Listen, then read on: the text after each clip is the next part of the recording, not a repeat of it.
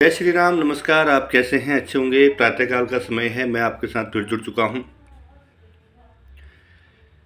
आप जीवन में क्या कर रहे हैं वह महत्वपूर्ण है और नहीं भी है, और महत्वपूर्ण आप क्या कर रहे हैं वह सबसे बड़ा महत्वपूर्ण है। गरुड़ पुराण में कहा गया है, जो व्यक्ति मृत्यु के अंत समय में आता है, जब मृत्यु उसकी होती है, क्योंकि जीवन और मरण भगवान के हाथ में है।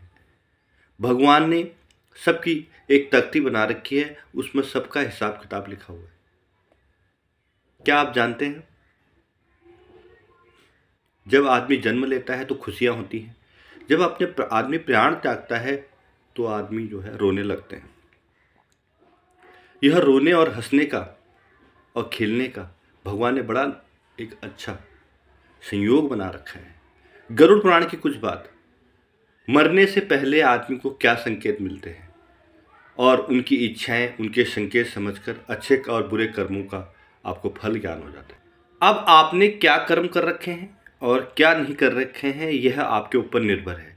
जब आप अच्छे कर्म करते हैं तो भगवान आपको संकेत देते हैं, आपके रिश्तेदार आपके पास आने लगते हैं। क्या है वो विशेष बातें? गरुड़ पुराण में भगवान विष्णु ने गरुड़ को सारी बातें बताई हैं, एक एक बात का विस्तार बताया है कि बुरे कर्म आपने किए हैं तो आपको बहुत कठिन समय, जो समय आप प्राण आपके जाते हैं वो बड़ा कठिन रहेगा। आप अच्छे समय, आप अच्छे लोगों के साथ संगत की है, अच्छे कर्मों का आपने कार्य किया है तो आपको बहुत कुछ अच्छा मिलेगा। अंत समय भी आपका बड़ा ही सुरल और सुशोभित हो जाएगा, क्योंकि जो व्यक्ति अच्छे कार्य करता है, अच्छे कर्म करता है, भगवान उसकी सदैव रक्षा करते हैं। मरने से पहले यमराज ये संकेत देते हैं, जिस व्यक्ति ने अच्छे कर्म किए हैं, जिस व्यक्ति ने अच्छे लोगों के संगत की है, जिस व्यक्ति ने लोगों की मदद की है, उन जनों की मदद की है जो बेसहारा थे, परेशान थे, अपने माँ बाप की सेवा की है, उनके लिए भगवान विष्णु ने और यमराज ने कुछ ऐसे संकेत दिए हैं, मैं आपको बता रहा हूँ। उससे उनको मुक्ति की रास्ता मिलता है, स्वर्ग की ओर रास्ता मिलता है और जीवन सुखमय होता है और पीछे आने वाली पीढ़ी सदैव सुखी रहती है। जिसे बोलते हैं पितृदोष कभी भी नहीं लगता, क्योंकि आपके कर्म ही आपके प्रधान। मरने से पहले जो संकेत मिलते हैं, जिन्होंने अच्छे कर्म करे, बाल उनके सफ़ेद होने लगते हैं। आप समझ रहे होंगे, बाल सफ़ेद होने का मतलब है पूरा जीवन जीना, दांतों का गिरना, दांत गिरने लगते हैं, क्योंकि 80-90 साल की उम्र, पूरी उम्र खा के और अच्छे तरीके से यह संकेत बताते हैं कि आपने अच्छे कर्म किए।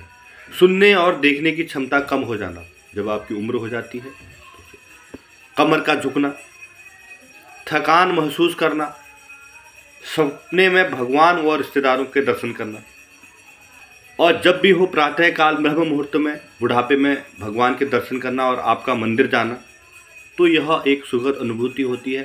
ये समझ लो कि भगवान आपके साथ हैं, भगवान का आसरा आपके ऊपर बना हुआ है। आध्यात्मिक अनुभूति में वृद्धि होना, नाक बजना, गले में घुरघुराहट होना। गरुड़ पुराण से मृत्यु के बहुत बड़े संबंध हैं, और जो व्यक्ति सत्य होता है, जो व्यक्ति सत्य के सहारे चल रहा होता है पृथ्वी पर, गरुड़ पुराण के मुताबिक मृत्यु से पहले ही मृतक को उसका आभास हो जाता है कि अब मेरी मृत्यु होने वाली है, और उसे संकेत मिलने शुरू हो जाते हैं, क्योंकि उसने अच्छे कर्म कर रहे होते हैं। और वह जब मृत्यु के समीप पहुंचता है तब भी वह राम का नाम लेता है, और उसके समीप जितने उसके रिश्तेदार हैं, जितने उसके बच्चे हैं, उसके नाती हैं, पोते हैं, सब उसके समीप होते हैं। विशेष बात मैं आपको यह बताऊं, और उनको प्राण जब जाते हैं, यमराज के दूत उनके प्राण लेते हैं, उन्हें कभी हानि नहीं होती है। वह सदैव अच्छे कर्मों के साथ और अपना पूरा जीवन व्यतीत कर, अच्छे लोगों के साथ मदद कर, अच्छे लोगों के साथ रहकर, अच्छे कर्म कर कर जीवन को धन्य बता दें। क्योंकि जो व्यक्ति सत्य और सही के सहारे खड़ा रहता है, उसे कभी किसी भी प्रकार का कष्ट नहीं। गरुड़ पुराण में एक बात यह विशेष कही गई है, आपने यह जीवन जो जी रहे हैं, आप किस प्रकार जी रहे हैं, आपके जीवन में क्या विशेष है, आप अपने जीवन में क्या करने जा रहे हैं, क्या आप किसी को नुकसान तो नहीं पहुंचा रहे हैं, क्या आप किसी के साथ गलत व्यवहार तो नहीं कर रहे हैं, क्या आप किसी का दम तो नहीं घोट रहे हैं, क्या आपकी वजह से कई लोग परेशान तो नहीं हो रहे। आप इन बातों का अनुसरण करते हैं, आप इन बातों को ध्यान में रखकर कार्य करते हैं, तो जीवन में कभी पीड़ा नहीं आएगी। आपको मंदिर जाने की जरूरत नहीं पड़ेगी। भगवान आपके घर में है। आपने अपने माता पिता की सेवा कर ली, आपने अपने माता पिता का सम्मान कर लिया, आपने अपने बड़े गुरुजनों का आदर कर लिया, तो आपको मंदिर जाने की जरूरत नहीं है, ना ही आपको उपवास करने की जरूरत है। कितने ही मंदिर पूज लो, कितने ही आप अच्छे कर्म कर लो, आप अपने परिवार, अपने माता पिता का सम्मान नहीं कर रहे हैं, तो देवी देवताओं का सम्मान करना बेकार है। माता पिता का सम्मान नहीं कर रहे हैं और बड़े बड़े उपवास ले रहे हैं और लोगों की मदद कर रहे हैं, तो वह आपका सब बेकार व्यर्थ जाएगा। गरुड़ पुराण में यह विशेष बात बताई गई है। मगर आप जब भी अच्छे कर्म करते हैं, अच्छे कार्य करते हैं, जीवन में खुशियां लाने का प्रयास करते हैं, तो पहले दूसरों के घरों में ज्योत जलाएं, अच्छी खुशी के मार्ग प्रशस्त करें, फिर अपने घर पर आएँ। भगवान ने बोला है, जो भी आप अच्छे कार्य करते हैं वह आपकी डायरी में लिखा जाता है।